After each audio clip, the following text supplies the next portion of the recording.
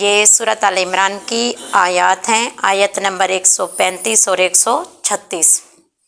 इरशाद बारी ताला है वल्लज़ीना, और वो लोग जो इज़ा जब फ़ालू करते हैं, फ़ाला या फ़ुलू से फ़ेल कहते हैं करने को, जब वो करते हैं फ़ाहिशतन फ़ाहश यानी बेहयाई का काम करते हैं, औ या फिर ज़ालमू कोई जुल्म करते हैं, अनफुसहुम अपनी जानों पर। वो लोग जो जब कोई बेहयाई का काम या अपनी जान के ऊपर जुल्म करते हैं, ज़करुल्लाह तो क्या किया उन्होंने अल्लाह को याद किया, फस्तगफरू फिर उसके बाद इस्तगफार किया, ले ज़ुनूबिहिम अपने उस गुनाह के लिए, व मन यगफिरू और कौन है बख्शने वाला, अज़्ज़ुनूबा गुनाह को, इल्लल्लाहु अल्लाह के अलावा, अल्लाह के अलावा कौन है फिर गुनाह को बख्शने वाला, वलम और नहीं, युसिर्रू उन्होंने दानस इसरार किया, अल्लाह उस पर मफ़ालू वो जो करते, वाहुम यालमून दानिस्ता तौर पर यानी उन कामों पर वो इसरार भी नहीं करते। फिर इरशाद बारी ताला है उलाइका वही लोग जज़ाउहुम मग़फ़िरतुम मिर रब्बिहिम, जज़ाउहुम उनकी जज़ा है, मग़फ़िरतुम मिर रब्बिहिम उनके रब की तरफ से उनके लिए बख्शिश है। और बख्शिश कैसी है, व जन्नातुन तजरी जन्नतें हैं जिसके नीचे जारी हैं, अला नहारू नहरे खालिदीन फ़ीहा उसमें हमेशा रहेंगे, व निअमा अजरुल आलमीन और नेक काम करने वालों की क्या खूब जज़ा है। तो ये दो आयतें कल से ही कल के सबक के हवाले से ही हैं। जैसा कि कल भी हमने पढ़ा था कि अल्लाह फरमाता है जब कोई गुनाह हो जाए तो उसके लिए मग़फ़रत करने में जल्दी करो तौबा करने में, क्योंकि जब कोई बंदा अल्लाह से तौबा करता है अपने गुनाह का इसरार और इकरार करने के बाद, तो वो ऐसे समझे कि वो रब से रजू कर रहा है, और जो रजू कर गया तो उसको उस जन्नत की खुशखबरी है जो ज़मीन आसमान को घेरे हुए है। और अल्लाह ने फरमाया था कि कल का जो सबक था उसमें हमने देखा था कि जो जन्नत है वो उनके लिए तैयार की गई है जो मुत्तकीन हैं, परहेज़गार लोग हैं। फिर ये भी हमने देखा था मोमिनीन की कुछ खसूसियात कल के सबक में आई। एक उनमें से ये थी कि वो तंगी और खुशहाली में ख़र्च करते हैं, फिर ये थी कि वो अपने गुस्से को पी जाते हैं और लोगों को माफ़ कर देते हैं। और आज का सबक भी कल के ही हवाले से है। अल्लाह फरमा रहा है कि वो लोग जब कोई बुरा काम फ़ाहिशा, तुन का लफ्ज़ आया है बेहयाई का काम सर अंजाम देते हैं, या फिर अपनी जानों पर जुल्म कर बैठते हैं, और फिर क्या करते हैं, मुझे याद करते हैं और मुझसे अपने गुनाह की माफ़ी मांगते हैं। अल्लाह फरमाता है कौन है मेरे अलावा जो उन्हें बख्श दे, कौन है जो मेरे अलावा उनके लिए बख्शिश को कबूल करने वाला हो, तो बस मैं ही हूँ। वलम युसिर्रू फिर अल्लाह कहता है उन्होंने दानिस्ता उन कामों पर इसरार नहीं किया।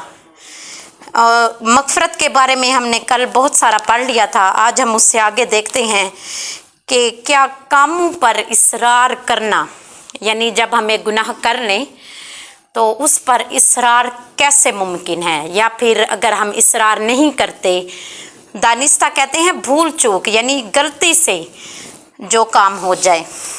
तो यहाँ पर पहले एक रवायत देखते हैं इस्तग़फ़ार के बारे में। हज़रत अबू बकर सिद्दीक़ बयान करते हैं नबी अलैहिस्सलातु वस्सलाम ने इरशाद फरमाया जिसने इस्तग़फ़ार कर लिया उसने इसरार नहीं किया, खा वो दिन में 70 मरतबा उस गुनाह को दोहराए, कोई फ़र्क नहीं पड़ता। हाँ जी बता रही हूँ। मालूम हुआ कि गुनाह पर बरकरार रहना, इसरार कहते हैं गुनाह करने के बाद उस पर डटे रहना, यानी ये ना कि दानिस्ता तौर पर गलती से तो बंदा इकरार करे ना कि या अल्लाह मुझसे ये गलती हो गई है तो मुझे बख्श दे। अब कोई बंदा गुनाह को गुनाह समझे ही ना तो क्या ये उसका इसरार नहीं है? तो जब कोई बंदा गुनाह को गुनाह समझेगा ही नहीं तो उस पर तौबा कैसे करेगा? हमें बाज़ औक़ात ऐसे लगता है हमसे कोई छोटी सी गलती हो जाए तो हम उसको गलती नहीं समझते और तौबा नहीं करते, और तौबा न करना हमारे ऊपर फ़र्ज़ है, और जिसने फ़र्ज़ छोड़ दिया वो गुनाह कबीरा। ये होता है इसरार। तो कुरान में अल्लाह बता रहा है बार बार गुनाह करे, हर गुनाह के बाद तौबा करने, तो ये गुनाह का तकरार नहीं है। गुनाह सगीरा पर इसरार इस गुनाह को कबीरा बना देता है। आपने छोटी सी गलती की, छोटा सा गुनाह हो गया, आपने उस गुनाह को गुनाह ही नहीं समझा कि ये गुनाह है, और इसीलिए आपने तौबा भी नहीं की। और तौबा करना फ़र्ज़ है, और जब बंदा फ़र्ज़ को छोड़ देता है तो वो गुनाह कबीरा बन जाता है। तो वो छोटा गुनाह इसरार ना करने की वजह से, उस पर इकरार ना करने की वजह से वो हमारे लिए गुनाह कबीरा बन गया। तो गुनाह कबीरा यहाँ पर भी वही बात है, किसी काम करने पर दिल से अज़म करना, उसको जड़ से उखाड़ने को तर्क करना, ये इसरार है। साहल बिन अब्दुल्ला ने कहा कि जाहिल मुर्दा है और भूलने वाला सोया हुआ है, और गुनहगार नशे में मदहोश है, नशे में, और इसरार करने वाला हलाक होने वाला है। और इसरार यह है कि वो शख्स ये कहे कि मैं कल तौबा करूँगा, मैं परसों तौबा कर लूँगा, या जब मुझे तौफीक होगी मैं तब तौबा कर लूँगा, और उस वक्त तौबा ना करे, तौबा ना करने की नीयत करे। जब उसने तौबा कर ली तो वो इसरार से निकल गया। अगर तौबा कर ली तो इसरार से बंदा निकल गया। और साहल का कौल उम्दा है कि तौबा फ़ौरन कर ली जाए, तौबा फ़ौरन कर ली जाए, उसका रास्ता फ़ौरन पकड़ लिया जाए, ताकि हमारा छोटा गुनाह कहीं बड़ा ना बन जाए। तो तौबा करने का बाइस इसरार गिराह खोलने का मुहरक अल्लाह की किताब में दाइमन यानी कुरान पाक में मौजूद है। अल्लाह तौबा करने वालों से मोहब्बत रखता है, और अल्लाह उन लोगों को पसंद करता है जो लोग तौबा करते हैं। हदीस मुबारक है, हज़ूर नबी अलैहिस्सलाम ने इरशाद फरमाया, गुनाहगारों में सबसे बेहतरीन गुनाहगार वो है जो गुनाह के फ़ौरन बाद तौबा करे।